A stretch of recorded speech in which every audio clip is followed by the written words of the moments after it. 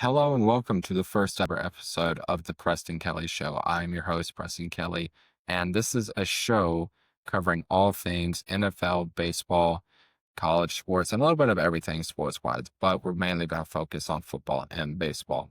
Now, before we jump into anything that we will talk about sports related, football related, I want to go ahead and clarify who I am, what this show is about, and everything like that, just really, really fast. So, my name again is Preston Kelly.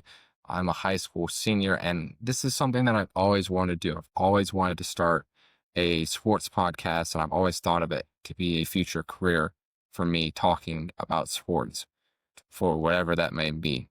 But I've always been scared. I've always been scared to jump in front of a camera, put myself out there, put an opinion out there, because let's go ahead and admit it, the world is scary. A lot of people will disagree with your opinions, and they are ruthless.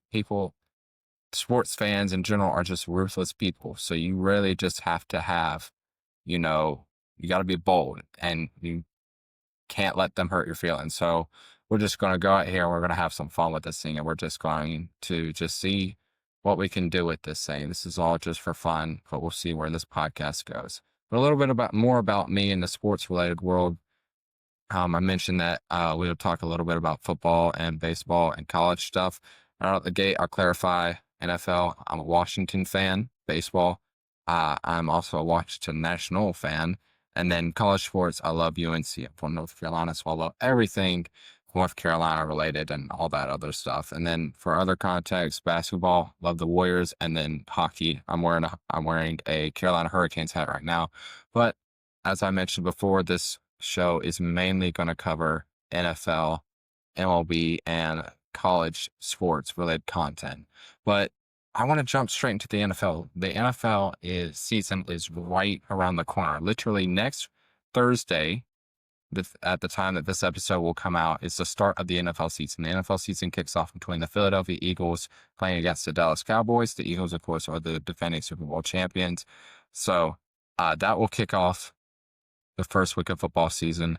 But before any of that, I want to go ahead and talk about maybe some news that is going around the sports world before we jump to games and stuff like that. So the first thing that I want to talk about, I mentioned I was a Commander fan, and literally a couple days ago, it got announced that we had re-signed Terry McLaurin to a 3-year, $96 million deal.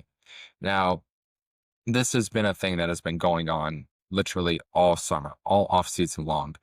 Terry made it very clear that he wanted to get paid a new deal. He wanted to be paid what he felt like he deserved. And, a bunch of people put out different numbers, but nobody knew for sure exactly what he wanted. But it seemed like the number was floating around $33 million, or a contract similar to what the Pittsburgh Steelers paid DK Metcalf. So already people were conflicted. Fans were conflicted. Does he deserve that amount of money? Does he not? Looking at all the factors and everything like that, pros, Terry's been consistent, even with horrible quarterback play the last couple of years. Then you see how good he can truly be with a quarterback as good as Jaden Daniels. And then you have the cons that everybody kept talking about as his age. He's turning 30, and then you're talking about him potentially wanting to sign a big deal that will keep him in Washington for the remainder of his career. Are you going to be willing to pay big money for a guy who will be 33 years old at the end or towards the end of that contract? So that was a big discussion, going into it. And for the longest time, the two sides seemed to be far apart. You rarely saw Terry, and when you finally did see him show up to Commanders practices and everything like that, you could just tell that the feeling was off. He was upset. He was obviously frustrated. He mentioned it before. We all know the notorious video of him inside the car dealership talking to the media, just talking about how frustrated that he was. And, there was no hiding it. He wanted to stay in Washington. He loves Washington. He wanted to stay there his whole entire career. So they wanted to make sure that they got a deal done. And both sides literally wanted him there, but they couldn't agree on a number. Well, as we get deeper on, we know it comes out that potentially he's wanting top 4 wide receiver money, that his agent made him think that he can get paid around with the big guys, the Justin Jeffersons of the league and Jamar Chase, around 40 to 38 million. And then everybody's just like, oh no, he's not going to be able to make that money. So all the backlash and everything. And right as it seemed like, all hope was lost. He's already requested a trade a month prior before, the day that he signed, literally Adam Schefter went on Good Up and said, you know, the two sides still remain very far apart onto an agreement to a new contract. And literally out of nowhere, a deal comes about just out of really nowhere. I'm sitting at the house and it just, again, comes out of nowhere. And it shocked me. It shocked everybody because we were all thinking that the two sides were far apart. We didn't know or didn't think that this was going to happen anytime soon. We were all sitting there thinking, okay, well, what happens if this deal doesn't happen, before the season starts? Obviously, they start the season without Terry McLaurin. And you look at the Commanders franchise and the team, you're talking about two different football teams, one with Terry McLaurin and one not with Terry McLaurin. Like those are two drastically different teams and, you know, how good they'll be. So obviously if he wasn't, they end up being signed. Deebo Samuel then takes over those wide receiver one reps. And then it's just kind of like, okay, well then who's next? It kind of just drops off a little bit. Noah Brown's hurt. And then, you really can't think of who exactly would take those wide receiver two reps. But luckily, you do get him signed literally when deals need to happen. That's always what they describe this time as, is that the deals always need to happen late August. So they got the deal done. Now Terry McLaurin can get out there to the practice field and Cliff Kingsbury can see what the offense will look like with Terry McLaurin and Deebo Samuel in the same offense and how he wants to run that offense. So this is good for the Commanders. Now, how does this affect the rest of the league, the rest of the NFC East, the NFC? Obviously this makes like I said before, Terry McLaurin playing for this football team week one makes the Commanders a way better team. We saw what the team looked like last year. They shocked everybody, made it all the way to the NFC Championship before losing to the Eagles. And then you make all these additions over the summer, over the offseason, and it's like, man, this team can actually compete. This is a team that's looking to go on and make a legit Super Bowl run now that people know what they're capable of. Is it going to be harder this year? Yes, most likely. Terry, it doesn't even matter because people are going to figure out Jaden Daniels. But now you get the drama out of there of the Terry McLaurin deal, and you just go in there with clear heads, and you can now focus on the season and making a push towards the Super Bowl. I think this, maybe doesn't change up the NFC as much of how people think standings will go. Obviously, everybody has Philadelphia number one in their rankings. Washington's two. And then you had the debate about the Giants and the Cowboys. I just think that this helps. The Commanders have a lot more competitive games this year, a lot of primetime games. Terry was a fan favorite. So this just helps out the league a bunch, if we're realistically talking money and primetime standpoint. But this just makes all the teams harder to plan for, because now not only are you planning for an offense with Jaden Daniels and an elusive receiver like Deebo Samuel, now you got to put Terry McLaurin into that, factor in how the offense is now going to work with that. We mentioned Terry McLaurin. Later on in the day, Trey Hendrickson, a defensive guy for the Cincinnati Bengals, standout guy. I mean, phenomenal defensive guy. They got a deal done. It wasn't exactly the deal that we were expecting them to get to, if there was going to be a deal at all. What ended up happening is that he ended up getting a $30 million deal in total. It would be a $14 million increase this is a this season deal. He's getting paid an extra $14 million that adds up to $30 million in total. So he gets all the money that he wants. He wanted to get paid a lot of money. So he gets paid the money that he wants, but he's still listed as a free agent for next year. If the sides can't come together and get an extension done for the future. I look at this and say, okay, obviously this was probably in order to, get him out on the football field week one and just hope that they can figure out something this time next off season or before he hits free agency. We can keep him around long term. And this is good for Cincinnati because if you take Hendrickson off of that Cincinnati defense, that defense isn't as good, you know? It's already been historically a struggling defense, but you take away one of the NFL's best defensive line guys, a guy who's been top 3 in sacks since I think 2021. Um, like that's a big blow on you. That is a huge, huge blow on you. So good for Cincinnati. They're able to come together. They're able to get Trey Hendrickson signed. They're able to get a deal done. And now obviously we know what the offense looks like. And Cincinnati, like they got a heck of a division to keep up in. You know, maybe not with Cleveland as much, but if we're talking Pittsburgh and Baltimore, like those are two heavyweights in the AFC. So they needed to get this deal done so that way they can, again, just like Washington, get the drama out of the locker room with the deal and be able to just focus on with the upcoming season by that standpoint. Now, let's talk about a player and a team that just seems to be heading in the wrong direction, and that is Micah Parsons and the Dallas Cowboys. You want to talk about a crap storm. Like, this is a public breakup at its finest, and it's a nasty one. You know, the breakup hasn't officially happened yet. Micah's still on the team, but same thing with these other guys. Micah wants a new deal. And I mean, you think like this is a layup. We're talking about like arguably the best defensive player in football, and Jerry Jones won't pay the man. It's been put out there that they haven't had discussions around the contract in months, like months. So everybody's sitting here wondering, like, what is going on? What is going on with the Cowboys? What is going on with Jerry Jones? Why has it gotten to this point with Micah? Why aren't we paying Micah? Micah's made it clear that he's unhappy. He requested a trade just about a month ago, to get away from the Cowboys. And obviously they're not going to budge yet. They're going to hope to fix this thing. And that is the question at this point. How do you fix this? Most recent preseason game that they had, it's trending now that Micah, you literally saw him without a jersey or anything on, and he was laying on a trainer's table, like laying down, just couldn't care for anything. And you're just sitting there like, what in the world? What is going on? How do you fix this?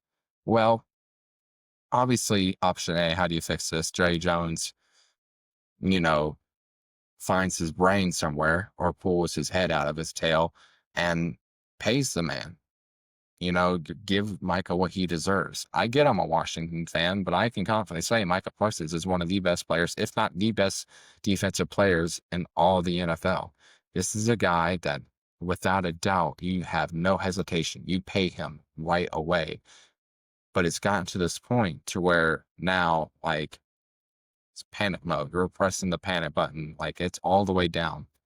So now, I mean, if we don't pay him as that solution, I find it very hard to see that Micah plays at all this season. He's already, like, I highly doubt he plays at all under a new contract. He said that was the case. You know, sometimes players stand on that, sometimes players don't.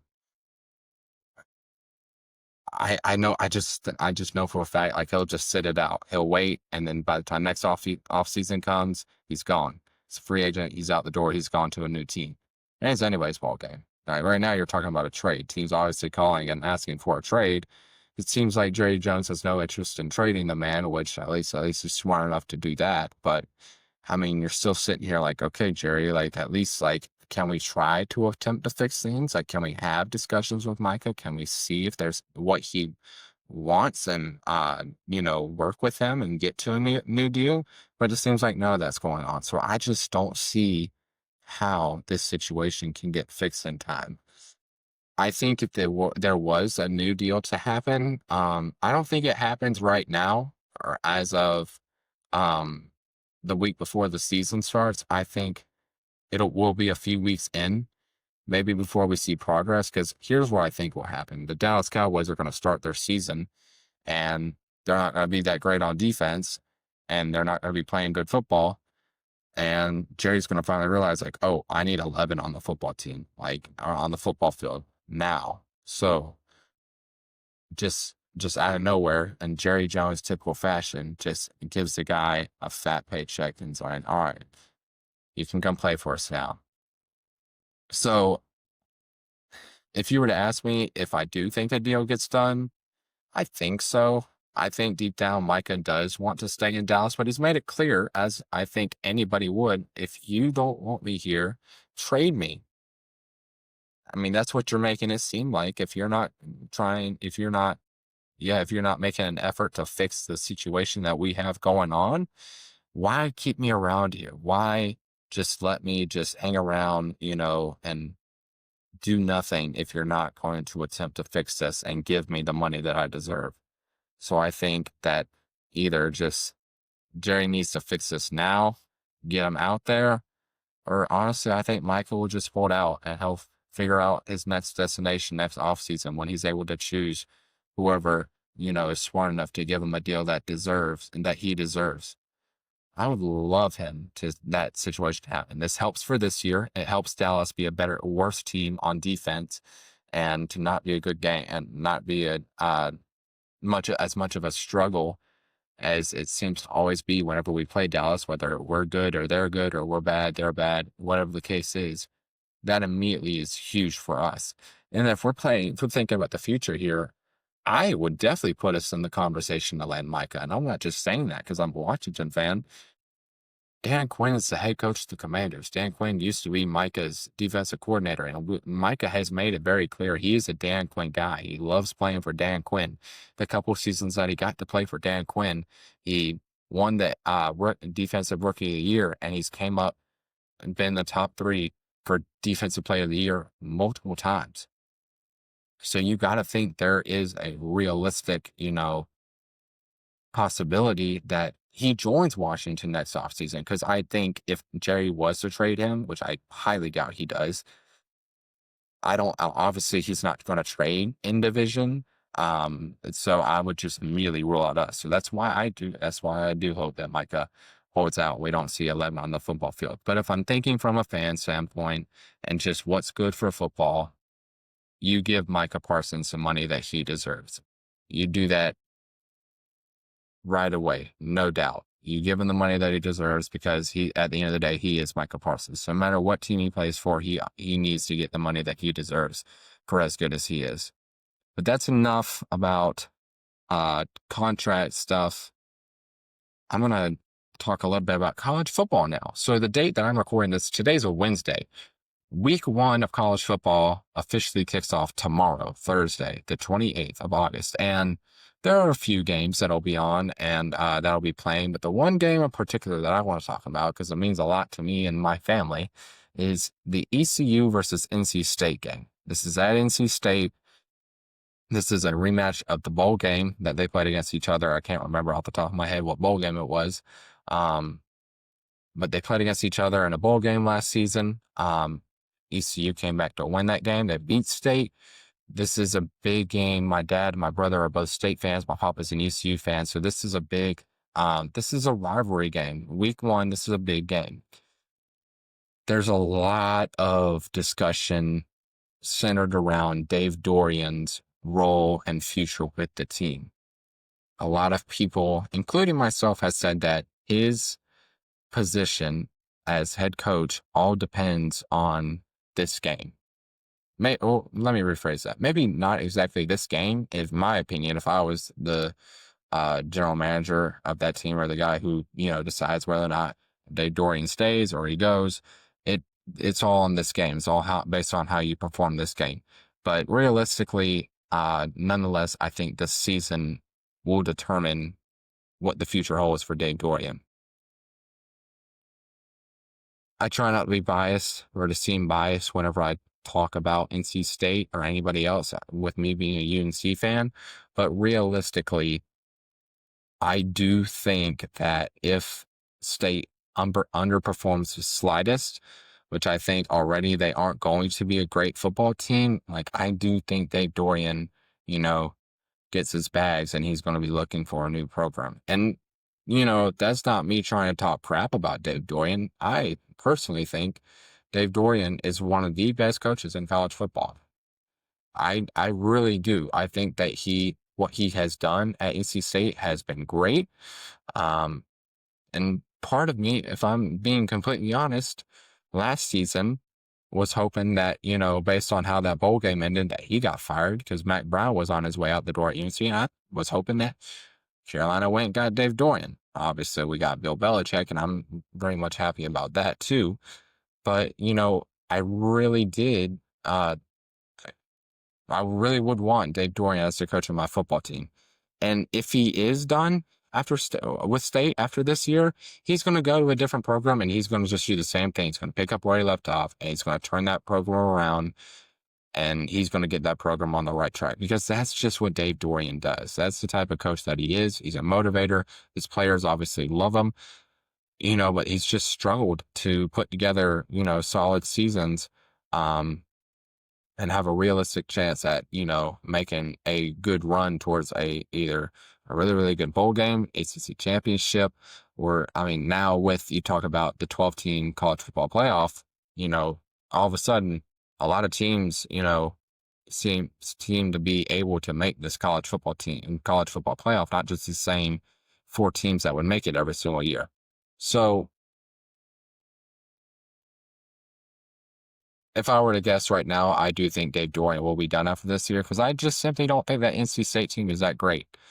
They could shock me. They could prove me wrong. I don't say that I want them to prove me wrong because I really don't. That makes it easier for Carolina. But I do think that NC State is, just not the best football team on paper this year. Now, ECU, however, I do think that they have a good shot at, being a good football team this year. They got a new head coach.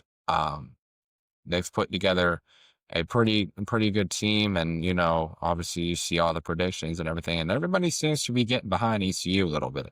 That's not me saying they're going to win tomorrow night. Frankly, you could flip a coin at this point for me and decide who wins it. If you were to really just force an answer out of me, I do think State wins that football game, just because it is being played at State. But I don't know. I think it is going to be a great battle tomorrow night, and it's going to be a game that we look at the end of the season and like, okay, yeah, that was one of the best college football games that we had all year. So, but that again, I don't think maybe necessarily that Dorian is done after tomorrow night. I don't think he's done after the next game or anything like that. I do think we're going to see Dave Dorian for a full season before a decision is ultimately decided. And I do think that his status as the head coach, no matter where they end up for the team, will come down to that last football game that they play. If they win it or if they lose it, that could be against Carolina. It could be a bowl game. Who knows? I'm interested to see just how State performs this year. I don't think they're going to be that great. I would love to hear what your predictions are for State, whether or not you think that they'll be a good team or not. But just if you ask me, I still see them in that 6-6 realm that they always seem to be every now and then. Every few seasons that they do manage to have a really solid year. They'll end up winning 9 or 10 football games, and that's just not a realistic option for me this season. And I do think ultimately at the end of that game, or at the end of the season, no more Dave Dorian, they're going to, figure out something new for the future. Now, to wrap this thing all up, now this is where the longest part of the episode is going to be, because this is where the fun's at. I'm sure, like I said, sports fans are ruthless, especially NFL fans. They get very defensive over their teams. And I love it because it shows the integrity and, the passion people have for their sports teams in the NFL. So what I'm going to do is I'm going to give you a full rankings. I'm talking every single team, 32 to 1. All the NFL teams where I have them. These are preseason rankings before the season kicks off, the week before, and we'll see how we do rankings from here on out. It might be, every other week we rank teams. It might be every week. I don't know, because what I can say is I spent my 4th period today in my class, literally the whole hour and a half, putting this list together of these teams. And it's difficult to sit there and, think about, where to put these teams. But I think, what, I'm confident and I'm going to go with what I think. This is what I think. I'm sure there are going to be tons of you that have different opinions on my rankings, but frankly, I don't care. These are my rankings, not yours. I love to hear your rankings. Go for it. Tell me about your team, where you would put your team at, or where you put other teams. Go for it. But these are mine. Let me know what you think. I'm going to give you all 32 down to one teams, and then I'll give you a short reasoning for each one. So that way we're not taking up too much time, because I know how sometimes these videos can be. But okay, starting it off, number 32. I think this is a team that everybody can probably agree with, that on paper is probably the worst team in the NFL, and that's the New Orleans Saints. Reason being, they had a preseason quarterback battle between Tyler Show out of Louisville and Spencer Rattler. Ultimately, they went with Spencer Rattler, which I think was the right decision to go with. I think you sit Tyler until, maybe Rattler struggles a little bit, but just try to get him to develop under Keelan Moore, who's the new head coach of that team. And just, just everywhere else just isn't great for the Saints. They are a big work in progress. And, I think this is a great opportunity for Spencer Rattler. I do think that the kid has a lot of potential. I hate it for the kid that he is on the Saints. But yeah, definitely. I think if you ask any NFL fan, they will say that the Saints are the worst team at football. 31. I got the Tennessee Titans. And, when I thought about where to put the Titans, I looked at it as, all right, you got Jeffrey Simmons on defense, one of the best defensive linemen in the NFL. You have a rookie quarterback, the number one pick in Cam Ward. Calvin Ridley is his wide receiver. I liked what I saw from Calvin Ridley, the little bit that he had in preseason. But other than that, that's kind of just about it. I think that the Titans are just gonna, they're bracing themselves to draft in the top 5, top 3 again next year. And whoever they end up picking next year, wherever that direction that they go for next year, I think that's just kind of what fans should expect from the Titans. That's not me saying that I don't think we can see some positives. Like, the best thing I think we can say that the Titans can accomplish this season is that we see a lot of good potential from Cam Ward. You know, the kid can ball out. He proved it whenever he went down to Miami and played football. And I do think that Cam Ward's going to be a really, really good quarterback in this league. I think that you need to just let him develop as much as he can this season, then build around him next offseason through the draft, through free agency, whatever that is. Because when we talk about the Titans being in the AFC South, you got Houston, you got Jacksonville, and then Indy. Indy's not that great, which is ironic, because we'll go to number 30, which I have the Indianapolis Colts. And, reason being, their quarterback battle was between Daniel Jones and Anthony Richardson, and they ended up going with Daniel Jones. This team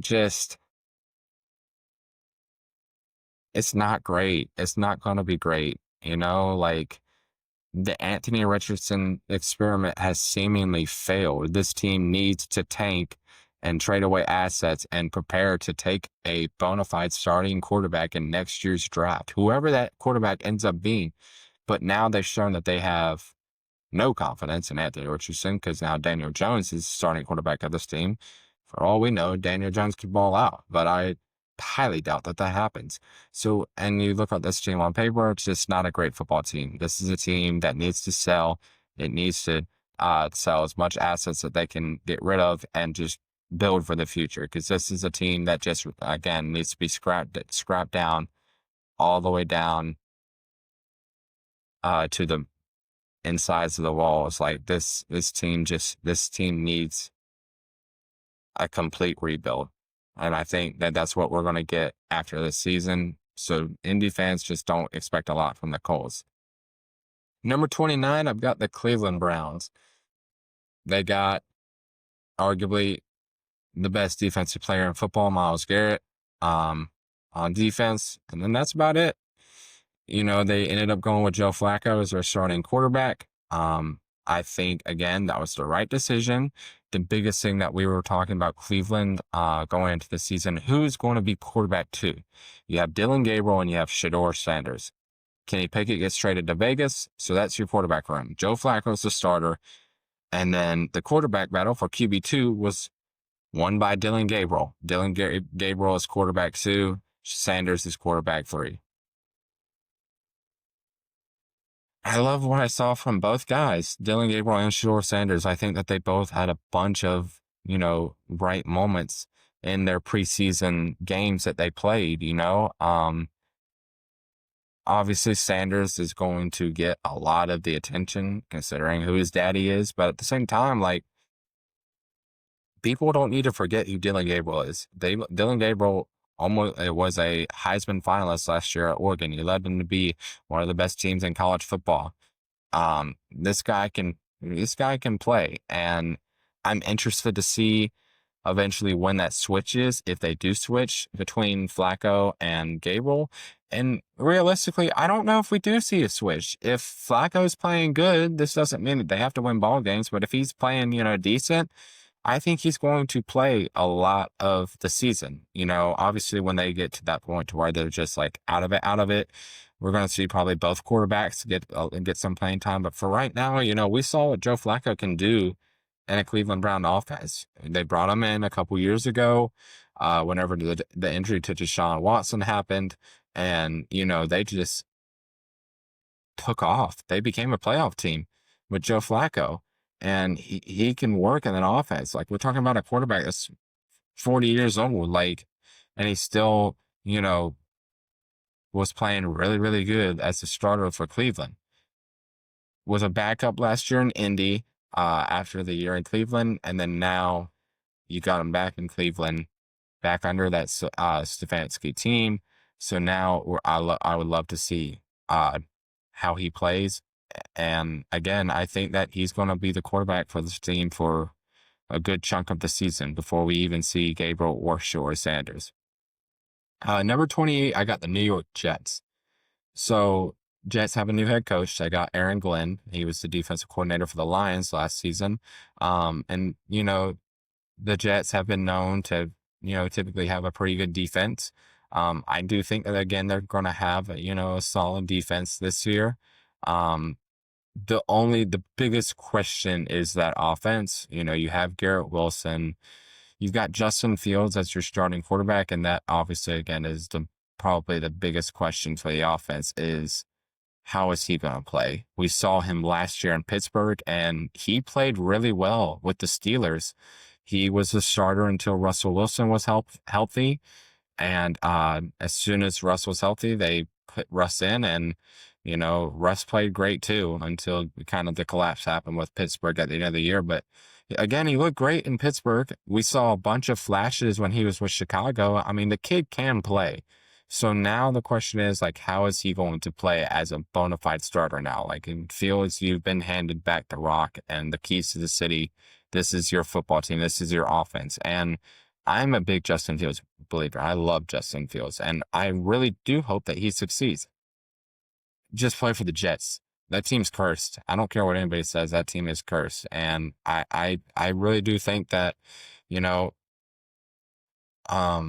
I think again we'll see probably flashes from Fields, but just the team isn't good enough around him to do anything super special. So again, I think this is just a team that is going to kind of just be mediocre all year, and then we'll see at the end of the year how Justin Fields plays, what that decision is going forward. Surrounding, okay, where do we go from now? Do we keep Fields or do we go quarterback? But I hope Justin Fields looks good. I think Glenn's going to run the defense well. Like, it's going to be a very, this is going to be a very, like, tough team to play against. I truly do, because that's just how Aaron Glenn's going to have his football guys prepare. 27, I have the Las Vegas Raiders. New head coach, Pete Carroll is back in the league coaching, and he brought a lot of his Seattle guys with him. He's got Geno as the starting quarterback. You got Genty and a running back. Lockett's there. A bunch of his old Seattle guys. They have arguably the best tight end now in the NFL, and Brock Bowers on that team. I already mentioned Ashton Genty. Like, I think this team is going to be fun to watch. You know, they have bright spots around the team, and the team ultimately does have a bright future, if you ask me. I just don't think that they're going to do anything this year. I think that Geno's just there to kind of play as in filler for a team. We're probably going to be talking about Vegas next offseason, you know, finding their starter quarterback. Geno's just there to fix the quarterback problem right away. You get a guy who's, you know, has proven he can be a legit starter. And he worked well with that Pete Carroll offense. Or that Pete Carroll team when Pete Carroll was still with Seattle. And, you know, I think Geno's going to play good. I think we're going to see a lot from Genty, a lot of bright stuff from Genty. I'm excited. I think the Raiders will be a very fun team to watch. I just don't think that they're going to be, you know, competing for anything too big, especially with that division that they're in. They're playing in a very, very rough division. So that definitely plays into that factor. But number 26, this is an interesting one. This is where I have the Carolina Panthers. Before anything, I think Carolina should be some people's sleeper team. I think that football team's going to shock some people. It came out today as I'm making this video happened this morning. Adam Thielen, they traded him back to Minnesota, but I love the dual receivers that they have in Tedero and McMillan, and you got Xavier Legette, who showed flashes last year. Like, I think that is ultimately a good duo. Love what I saw from Tedero this preseason. Bryce Young seems like, okay, he's going to be a legit starting quarterback this year. Chuba Hubbard at running back, you know, he played so good last year. Dave Canales is such a great offensive mind. I think this is going to be a really, really fun offense to watch. Just that defense. How's that defense going to play? Can JC Horn stay healthy? Can the other guys surrounding that, can this defense pull it together? I mean, realistically, we're talking about Carolina being in the NFC South. They're not going to have to worry about New Orleans, and then you just got to think about Tampa and Atlanta. And if this team can, you know, if the offense plays up to the potential that it has, I think it has, and if the defense can pull it together, like, I do think realistically Carolina they'll give the South a run for its money. The only reason why I have them where they are now is because I need to see them play. This is just all prediction and me saying, like, I do think that they can be this good, but will they? I don't know. I have to see them first. So I'm just going to be safe and put them down at 26. That isn't to say that they can't jump up higher. But I am a big believer in the Panthers. And again, I think the future is bright for that team. That team is very young. Bolster up that defense a little bit for the future. And I think that we're going to be talking about the Panthers being good again. But number 25, the Miami Dolphins. Man, this team's going to crumble this season. This team's going to be bad. Like, I am very confident by the end of the season, we're going to be talking about the Miami Dolphins being one of the worst football teams in all the NFL. Tua is not a proven big-time quarterback. Tyreek Hill, he's getting older. He's getting injured more. He's got drama on and off the field. That defense just isn't the greatest. You know, you traded away Jalen Ramsey. Love you. You somehow got Mika Fitzpatrick's back in part of that deal, but that's about the only bright spot you have on that defense. This team's just not going to fall apart. I honestly wouldn't say I do think that there is a real chance that Mike McDaniel gets fired midway through the season. Like, this team is just going to underperform. I just put them at 25 just for the fact, like, okay, it seems like they hang around for the little bit every year, but I just think it's, like, not going to be good this year at all. So, like I said, again, they're going to crumble. I'm pretty confident about that. they're going to probably trade away a bunch of pieces. And I do think there's a legit chance that Mike McDaniel gets fired. The number 24 is the New York Giants. And again, I say, I think that this team should be some people's sleeper team. And that kills me to say as a Commanders fan, but how can you not look at that team? Specifically, like, let's go into consideration for what they built. Dable made Daniel Jones look like a legit quarterback one year. People say Dable's on the hot seat. I mean, sure, I think if they have a really, really bad season this year, like I'm sure he probably is fired. But like, man, I think Dable's going to run a very, very good offense. Year 2 of Malik Neighbors, Russell Wilson starting for that team. I think it is the right decision as of right now. But Jackson Dart, man, Jackson Dart looks so, so good in that offense. And if all of a sudden Dable was to be like, all right, no, Dart starting week 1, that's realistically probably not going to happen now that, Russ is a bona fide starter at this point. But if, it was to come out all of a sudden that Jackson Dart was starting week 1, I'd be like, okay, makes sense. Like, that's how good he looked during the preseason. And that team, just needed a quarterback. It needed a future quarterback. I think the only thing that's going to kind of slow that offensive down is maybe the weapons surrounding Dart aren't the greatest. They aren't bad by any means. Tyrone Tracy, I think, is a very underrated running back. I really, really love Darius Slayton, but you're going to need to build up that team just a little bit more before you really, really want to start competing in that division. But I really love what I see from Jackson Dart. If that team struggles out of the gate just a little bit, I don't like right then and there, they will go to Jackson Dart. And I'm confident about that. Like I said, I do think it was the correct decision to start Russell Wilson. But like I said, again, if he struggles at all, they're going to put in Dart right away, and don't be shocked when they do. The reason why I say sleeper team, and when I say sleeper, I'm not talking like this team's going to win 12 games. No. Realistically, the Giants, I think their legit ceiling is probably 7, 8, maybe 9 wins, depending on, because that defense is just so good. That front line, that D line is probably the best D line in football. Dexter Lawrence, Brian Burns, Abdul Carter, it goes on. Like, that D line is so good. Abdul Carter is going to be a beast. People already talk about him being Micah Parsons 2.0. We've seen what Dexter Lawrence can do. We've seen what Brian Burns can do. Like, that defense, I think, is going to be special, and is going to be the reason that they stay in a lot of football games if the offense is struggling, and why they realistically will win probably the football games that they will. So you got Russ in there as a vet. Jackson Dart's ready, and then that D-line's great. So that's why I say that they can be a sleeper team. But the same thing with Carolina, I just need to see it first. And I'm going to. They face Commanders week 1. We always struggle when we play the Giants. So I'm really interested to see how we start off the season. I hope we can, beat them up pretty good. But, as much as it kills me to say, I do think the Giants are being subbed on a little bit. But number 23, I have the Arizona Cardinals. This, again, future looks bright a lot for that team. I'm a big Jonathan Gannon guy. I think he's going to have that team rolling.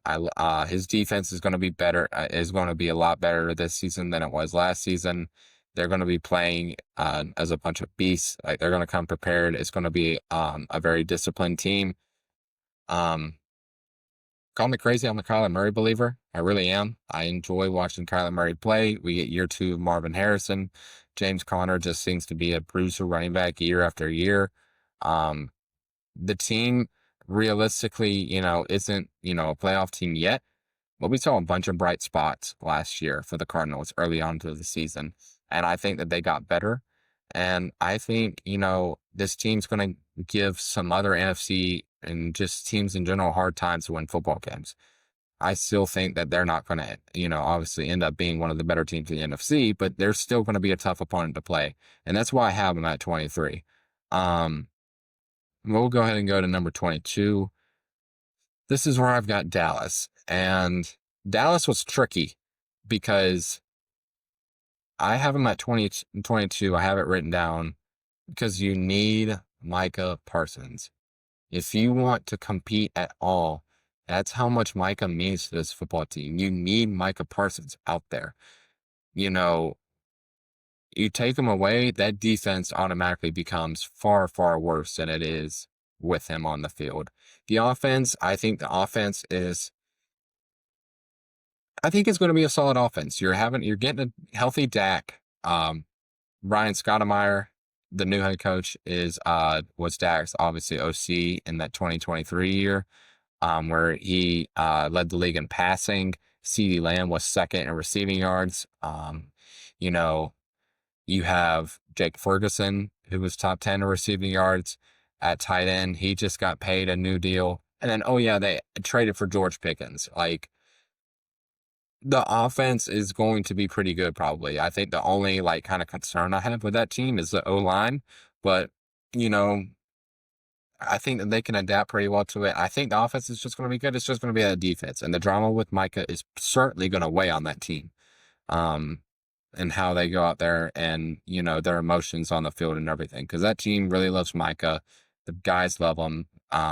So it just all depends where this Micah situation goes. But offense good, defense bad. That's where I have it. 21, I have the Jacksonville Jaguars. Um, you got Travis Hunter. That's great and all.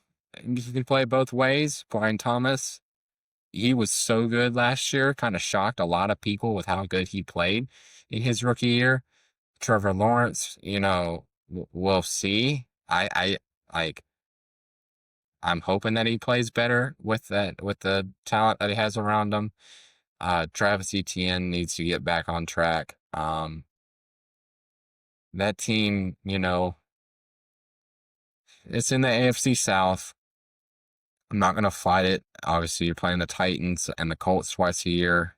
And then you ultimately have to play Houston twice a year, and then you have the opponents that you face on a regular basis. So, I mean, I think it's like probably around an 8-7 win football team. They just have to prove me wrong. I think the defense will play fine. I think Trayvon Walker, has obviously gotten a whole lot better than he was originally when he first came into the league, even though he was a number one pick. But I don't know. I the biggest thing is that you did get Travis Hunter, like one of the most talked about players in all of football right now, one of the most popular ones. People call him the Shohei Ohtani of football, considering he plays both offense and defense. So I don't know. I have to see this team first. But if you were just ask me, like, that's where I pluck them, kind of just like almost near the middle. So, and I think that's just because they are just kind of mid. I think we'll see a lot of bright spots this year, probably. I hope we see a lot of flash from Travis Hunter and from Brian Thomas, and hopefully Trevor Lawrence, and a good sign for the future. Um, they got the new head coach. So I'm interested to see what this team is. This team will look like in the season, but right now I just think they're kind of mid, and that's where I put them. Number 20, I have the Seattle Seahawks. Simply being, I am not a Sam Darnold believer. I'll get more onto what my reasoning being. He looked great last year. I think a big chunk of that was because of Kevin O'Connell. He's not playing for Kevin O'Connell anymore. He's in Seattle. I just don't. I'm not a huge believer in him, and I mean that defense is gonna be what keeps that team afloat. I just don't think the offense is gonna be that great. You have Jackson Smith and Jigma, and then from there, like, sure, you have Kenneth Walker at running back, but he just needs to stay healthy. I think Jackson Smith is a great receiver. I just don't trust Sam Darnold, and they gave him a whole lot of money, just based off of 1 year, and it just reminds me a whole heck of a lot to Daniel Jones. I mean, he played decent for 1 year, took his team to the playoffs, and then they give him a mega contract, and he just plays horrible a year after that. So I just think that that's going to be a similar situation with Sam Darnold. I just don't. I'm just not a Sam Darnold believer, so that's just why I have them where they're at. 19, I got the Atlanta Falcons. We had a full year of Michael Penix Jr. I think Raheem Morris is also has that team, and another great leader. He's going to be, have that team very disciplined. Um, you know, Michael Penix Jr. looked great in the time that he did get to play at the end of the year last year. Like I said, get a full year with him. Drake London with that team. Bijan is a beast. That defense, I think, is going to be a very, very good defense, and they're probably going to give Tampa Bay a good run for their money.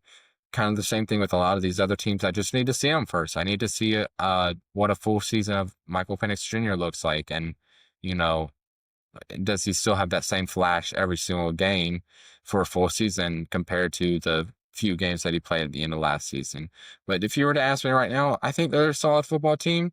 Realistically, I think that they will give Tampa Bay a run for their money, and that they could very well be a better football team where they are right now, and could be most definitely a division winner at the end of the end of the season. That's just where I have it right now. Number 18, this is where I have the New England Patriots. Now, this is where it gets fun. I am a big Mike Vrabel guy. You want to talk about an A-plus hiring when it comes to finding a new head coach. Mike Vrabel's your guy. That is a great head coach. You bring him back to his roots in New England. He's got a quarterback, year two quarterback in Drake May, who played very, very well, I'd say, in the time that he had last season. You gave him a great weapon in Stephon Diggs. We'll see if he still has it as he's still getting a little bit older. Trayvon Henderson at Ohio State has had a lot of flashes in preseason. The offensive line is going to be very nice, and that defense is just going to come out and play great football. That's how like I said, I talk about disciplined teams. This team will probably it'll be up there as probably the most disciplined team in all football. And, they're not on Buffalo status by far yet. But, that team's probably going to finish second in that division. And it's going to, realistically probably shock a lot of people, because I still think a lot of people are sleeping on this New England team. But I do really, really envision great things to come from New England this year. Number 17, San Francisco 49ers. I think, they're not in the same boat as Miami, but I do think that this team's starting to fall apart. They've lost a lot of key assets. You still got Nick Bosa. You still got McCaffrey. Ayuk's hurt. Even though I mentioned McCaffrey, he gets hurt a lot. Brock Purdy, I don't trust him 100% yet with that team. George Kittle is getting older, even though he has shown no signs of slowing down. He is starting to get just a little bit older, so I'm interested to see how he plays this season. I don't trust the O-line a whole heck of a lot, and I'm just interested to see if that defense is still going to play as good as they have before. I think Fred Warner is still going to be a beast. Bosa, as long as he's healthy, I think is going to play, pretty good. But they just have lost a lot of assets on that team, and I just think that they are going to ultimately slow down this year. They just aren't the same Niners team that we've seen the last couple of years. So I think this is the start of the team, just falling apart. I think it's a lot slower than Miami, but I do think that this team's going to start crumbling, and we're going to see it this year. So but I just put them at 17 just because I know that the potential was there for them to play pretty good. But number 16, I got the Chicago Bears. This team, I don't think, is ready to make a Super Bowl run or a deep playoff run, but they're heading in the right direction. They are. I think Caleb Williams is going to be a great quarterback. He just needed to find the right head coach, and he's got the right head coach, in my opinion. Ben Johnson is going to have the offense working now that he's got, a quarterback like Caleb Williams.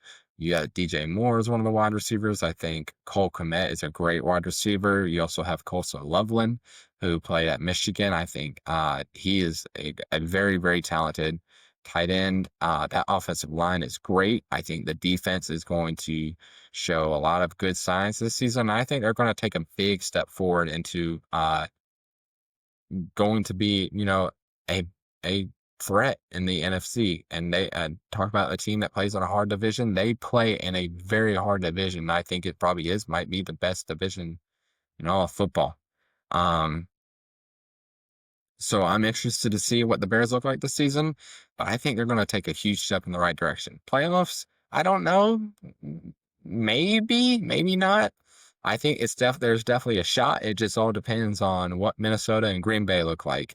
But right now, I just have them kind of stuck right there, right in the middle, because they taken like the best step in the right direction. So I'm interested to see where they go this season, how they look. Number 15, this is where I have the Tampa Bay Buccaneers. Baker Mayfield, Baker Mayfield, Baker Mayfield. I do think that he's a top 5 quarterback in the NFC. Like he carries that team. He's a great leader. I love Bucky Irvin. Bucky Irvin's a great running back. It's come out that Dan Quinn wanted to take him. I so wish that we could have gotten the chance to take Bucky Irvin. Mike Evans ages like a fine wine. That he just seems to get better the older that he gets.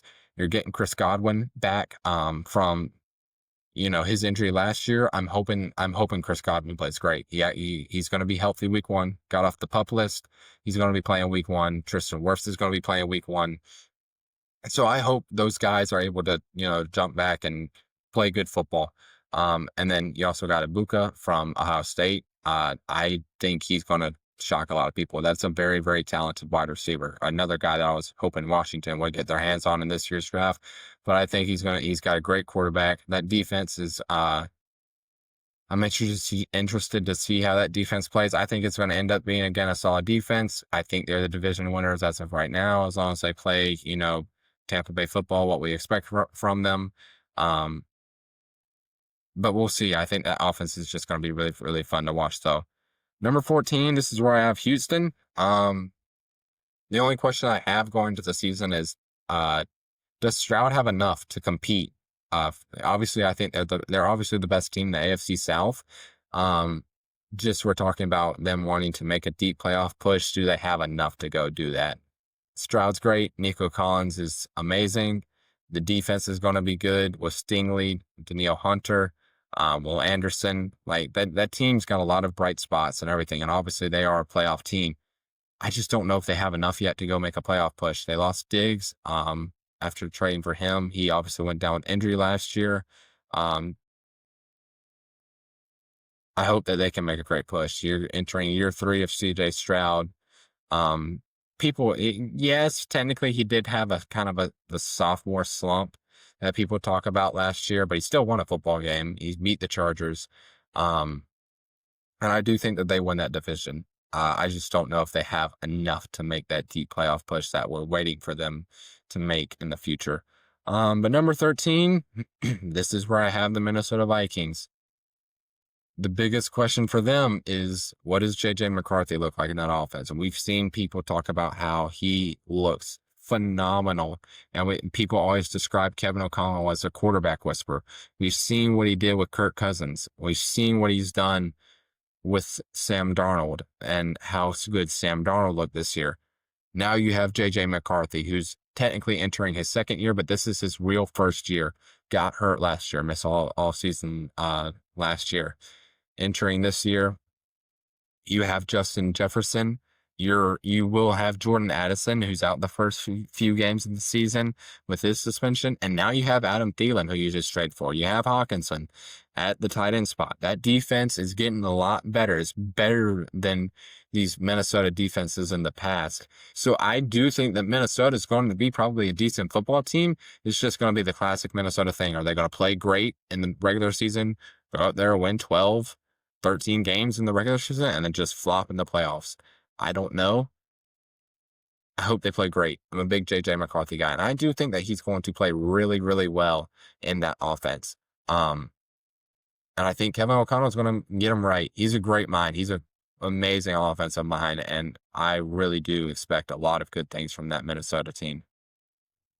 Number 12 is the Los Angeles Chargers, and this is another one of those teams that I could just see going up in this list or going down in this list. And I think the biggest X factor for that offense, aside from Justin Herbert, is a running back, not named Najee Harris. We know Jim Harbaugh loves to run the football, and he drafted a dog out of UNC, Amarion Hampton, who's a beast. And I'm not just saying that because I'm a UNC fan. You ask any football fan who watched Amarion Hampton play in college, And you know that that kid's a bruiser. He's a pit bull. Like that dude's going to torch it up on the football field. And he's going, I realistically think that he carries that offense. Herbert's great. Don't get me wrong. Herbert is great, but he just doesn't have the right weapons yet. Sure, he got Keenan Allen back this year. They brought Keenan Allen back, and, he's getting older. And other than Keenan Allen, it's just not great. I mean, the defense, I think, is also going to, just kind of be hit or miss. I think they'll play all right. But you just look at the division that they're in and who they have to compete with. And I just, I don't know if they're ready to take that big push yet, but they are getting close. And I think that we're going to see a lot of great things from Amari and Hampton this year. And they're going to be a fun team to watch. They're always going to be a fun team to watch. You always love to watch a Jim Harbaugh coach football team, but they're going to be really, really fun to watch. Number 11, Green Bay Packers. I struggled. This is where I started struggling with the list a whole bunch. It's 13, 12, 11, and 10. Just these spots, where to pluck these teams. Because this is the same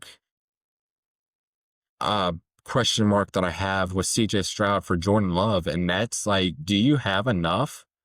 Sure, Jordan Love's a great quarterback. I think his decision-making can be better. Josh Jacobs played great last year. I think he's going to play great again this year. They finally drafted a wide receiver in this year's draft. They got Jaden Reed. Matthew Golden was a receiver that they drafted out of Texas. It's a very young offensive football team, and I think they're going to be a good offense to watch. The defense is probably going to play, all right, I just don't know exactly, if Jordan Love has enough to be able to compete in that division. And, you may say, you're asking me, well, why'd you put him at 11? Frankly, I do think that they're a better team than Minnesota. I just take Jordan Love over a lot of these NFC quarterbacks, and I think that he carries that football team. And I think that he's going to be a much more disciplined, not just quarterback, but football player in general this year. And he's going to get this Green Bay Packers team on the right track. We saw what he did last year. They made the playoffs. As long as he stays healthy, I think that team is going to be a good football team. I just simply do. I hope that they add some assets around the team going into the later part of the season. Maybe around the trade deadline, they go get a solidified wide receiver one, something like that. But I think they're going to be good. I love Matthew LaFleur and his offense that he runs. And I just think that it's going to be a good football team out of the way. But they aren't a top 10 team. We're in the top 10 now. And we're starting it off with probably a little bit of a spicy take. My buddy's going to like this. He's a Cincinnati Bengals fan. And that's who it is, the Cincinnati Bengals. You got the Trey Hendrickson deal done. You got that drama out of the way. Now go win. That should be the message. I think Zach Taylor is on the hot seat. If you don't do good this year, you're gone. You're gone. Simple as that. Joe Burrow, great quarterback. People can make an argument that he should have won MVP last year, but you have him with Jamar Chase, and then you got T. Higgins there still. Like, the offense is going to be good. The biggest question mark is that defense. Fired the defensive coordinator, went out and changed the whole, you got a new defensive coordinator, finally got Trey Hendrickson back. I think you add Trey Hendrickson and that defense becomes 10 times better than it was before any of that. So I think that's the biggest reason why I have the Bengals where they are, is because that's how big Trey Hendrickson meant to this football team. They still have to deal with Baltimore and Pittsburgh in that division, but realistically, I do think that they're going to go back to being a really, really good football team. At least I hope that they do.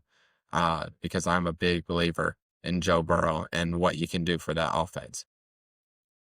Number 9, I got the Denver Broncos.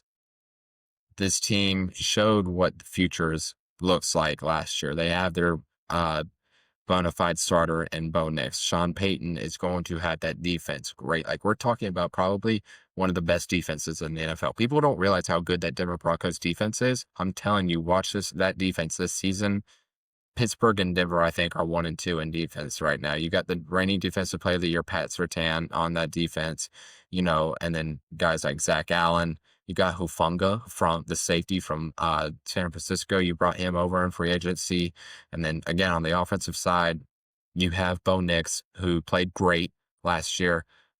Cortland Sutton, just signed to an extension. The offense is just, everything's trending in the right direction in Denver. And I truthfully think that they are going to give Kansas City a big run for their money this year. If Kansas City stumbles early in the season, Denver might take that one spot and they might not look back.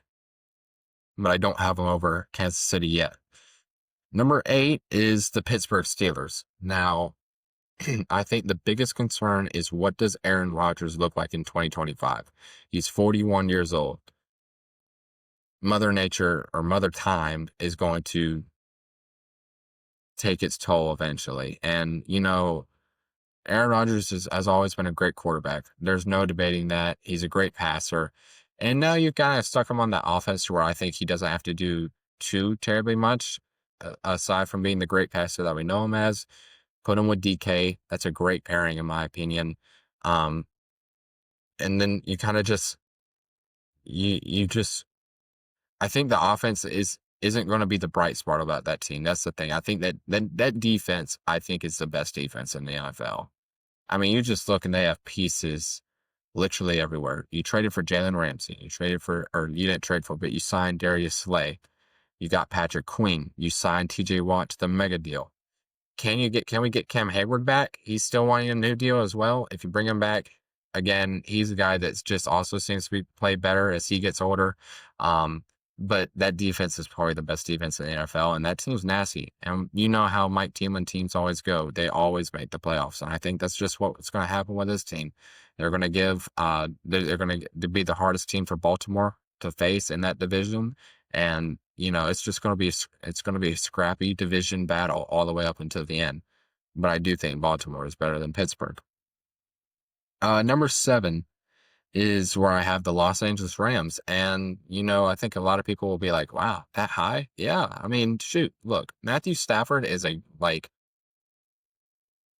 we've seen what he can do. I think he's not as underrated as he was before, but he's still underrated. Like, that dude, sure, he's older and he's had his recent health issues, but I still think when healthy, he's going to play great football.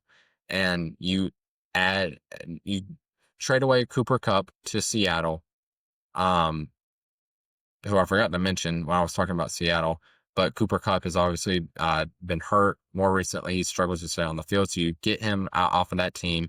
Puka's now your number 1, and then you bring in Devontae Adams, and I think that's a great pairing. Kyron Williams is a great running back. You just signed him to an extension to keep him around on the team for longer. The defense is going to play great, and frankly, Sean McVay is one of the best coaches in the NFL. His teams always come ready to play.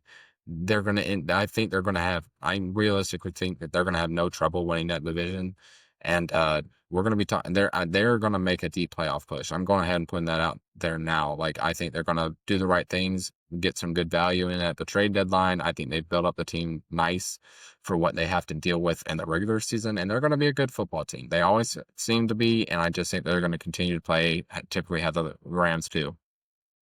Number 6, this is where I have Washington. We would be putting them in a completely different spot if Terry did not get signed. But now Terry McLaurin is signed, that offense can go to work. Year 2, Jaden Daniels, everybody's just kind of having a discussion. Will there be a sophomore slump? Will there not be? I don't think there will be much of a sophomore slump. Sure, I think teams will figure him out a little bit more, but I think that Commanders team is still going to be great. Dan Quinn is going to have that team disciplined. Terry McLaurin's going to play Terry McLaurin football. Deebo Samuel adds a completely different aspect on the offense and how that offense will work. I think the running back is kind of the big question.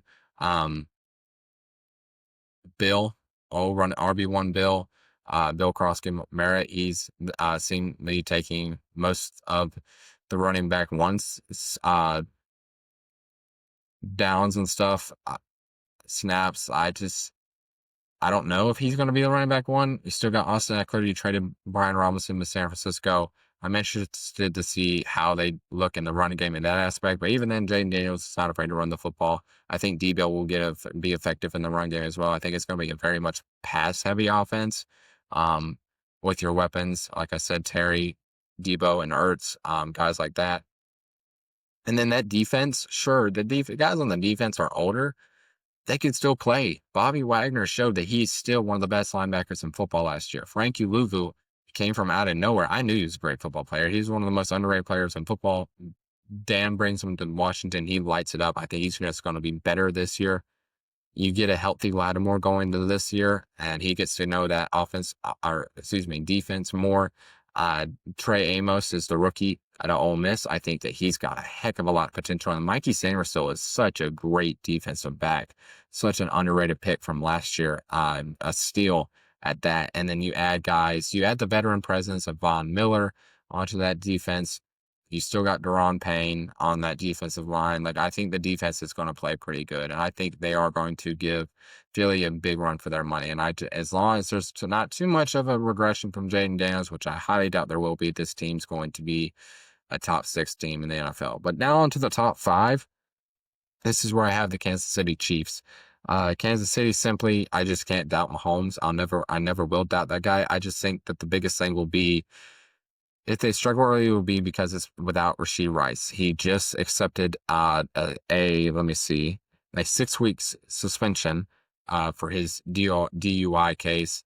So now you turn and look, all right, Xavier Worthy, your turn. You're wide receiver 1. You still got Kelsey, and the defense, I think, it's still going to be good defense. Mahomes had that offensive line. We'll see how it plays. It's very much different than what we've seen in the past. But I just can't doubt Mahomes, and that's why I just have the Chiefs at the number 5 spot.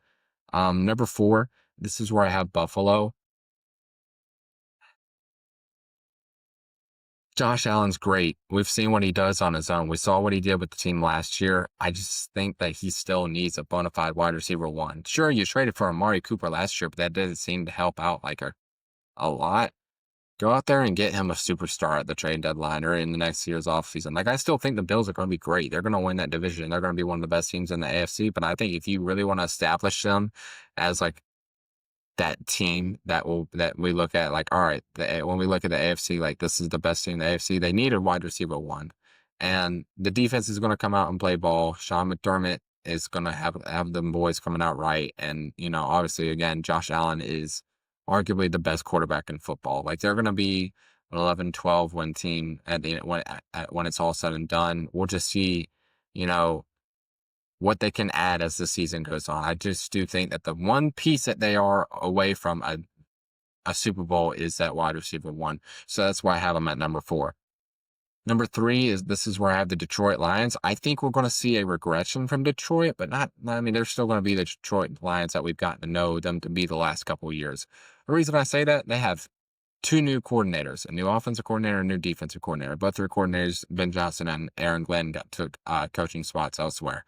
So I'm interested to see what they look like now with the different coordinator games. I still think they're going to be the best team in that division.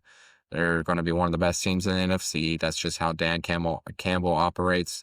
That team's just still going to be the Detroit Lions that we know. And but I do think that we will see a little bit of a regression this year, and that's why I have it at number 3. So this is the top 2 now. Number 2 is the Baltimore Ravens. This team, when I am confident in saying that this is the best team in the AFC. This is the most complete team in the AFC. If there was ever a time to say, okay, this is the season where Lamar Jackson can legitimately win a Super Bowl, it's this year. You bring in Jair Alexander. You've built up that defense was already great as it was. Kyle Hamilton just got paid the most amount of safeties ever gotten paid in the NFL. Roquan Smith, all these guys that are on that defense, they're still going to ball out. And then Lamar Jackson, obviously we know how good of a quarterback he is. Mark Andrews, Zay Flowers, DeAndre Hopkins, like, this team legitimately is going to be really good. Derrick Henry, like, this team's scary good. And I think that this team realistically has a big, big shot at going to win the whole thing. But they aren't the number one team in the NFL. And the number 1 team that I have right now is the Philadelphia Eagles. Again, kills me to say as a Commanders fan, but defending Super Bowl champs, on paper, I think they are the best team in the NFL. Hurts obviously proved that he is a top 5 quarterback in the NFC, and that the discussion about his decision making is just out the door. They went into the Super Bowl last year, absolutely whooped the Chiefs, showed how big of a how much that Saquon deal was and how much it really truly meant. Um, Still have AJ Brown, still got Devontae Smith. That defense again is one of the top defenses in the NFL. Jalen Carter, sure you lose Darius Slay, but he was getting older, so now you kind of just put in Cooper DeJean, take all those reps. Zach Bond was up for Defensive Player of the Year last year with how he played. Like that team is the best on paper, the best team in football. We'll just see how they play this year. Will teams have figured them out a little bit more now? They've seen a full year with the team with Saquon. How they also are without their offensive coordinator Keelan Mond, who just went to go coach for the Saints. So they got a whole new offensive coordinator. So we'll see where the Eagles end up going this year. But as of right now, before the season starts, I think that they are the number one team in the NFL. So that's it. Those are the rankings that I have. I would love to hear your feedback to what you think of my rankings. And this is it. This was the whole show. I came out and just gave up the news stuff, and then all the most important things I think going into the season, and then I just want to drop our rankings for you. So I try to keep it uh, no more than a little bit over an hour. So I hope you enjoyed it. Obviously, this is just the beginning. You know, this is a big learning process for me. So I ask you bear with me as I kind of figure things out and get comfortable talking to a camera and talking about sports and all that good stuff. But I can just tell you that there are more things to come. That there are so much stuff. There's so much stuff that I still have planned that I haven't announced yet that I want to do. Um, and even then, like there are going to be times like I'm going to try to have guests on here. Like it's not always just going to be me. Because don't get me wrong, it is very exhausting sitting here talking to just nothing but a camera for over an hour straight. So I'm going to try and get some guests in here in the future and make this thing as fun as we can get it. Because like I said, this is mainly just for fun, and I hope you have fun watching it as much as I hope I have fun making these things for you. Because this is truly what I'm passionate about, and this is what I would love to just obviously make a career out of. This is where my heart belongs. So this is what the style kind of program looks like at the beginning. It's going to change from time to time. We'll see what the future holds, but just want to go ahead and get the first episode out of the way. Just throw some things out there and see what how people react to it. So this comes out on Fridays. The game plan is hopefully to have shows come out every week on Fridays, and then we'll see how that works in the future, and we'll just go from there. But yeah, this is it. That was the first show. I hope you enjoyed, and I will see you next week for next week's show.